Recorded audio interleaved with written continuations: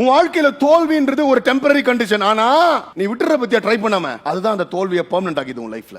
You become a permanent loser because you've given up, not because you've lost once, twice or thrice. ஒரு தடவை, ரெண்டு தடவை, மூணு தடவை, 10,000 தடவை நீ ஃபெயில் ஆனதால நீ ஃபெயிலியர் ஆகல. You've given up, and that's why failure has become a permanent condition in your life. அதனால இந்த காலவேளை if you're saying pastor what if I fail again, what if I lose it, pastor what if it doesn't work out, doesn't matter at all. கத்தரு அந்த 5-2-1 கொடுக்கும்போது அப்பா நான் வரும்போது எல்லாத்தையும் நீ profit ஆக்கணும்னு சொல்லிட்டு எல்லாம் கொடுத்துட்டு போல யூஸ் பண்ணணும் நான் கொடுத்துட்டு போறாரு. அதனால வந்து தயவுசெய்து ஐயோ கத்தரை எதிர்பார்ப்பு கத்தரை எதிர்பார்க்கறது ஒன்னே ஒன்று நீ யூஸ் பண்றேன்னு தான் பாக்குறாரு. பலன் அங்கிருந்து வரும்.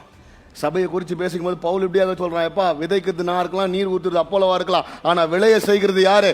விளைய செய்யற வேலை என் கத்தருடைய வேலையா? அவர் விளைய செய்வார். ஆனா விதைக்கிறதும் நீர் பாய்ச்சுவதும் என் வேலை. I have to continue to do what I supposed to do.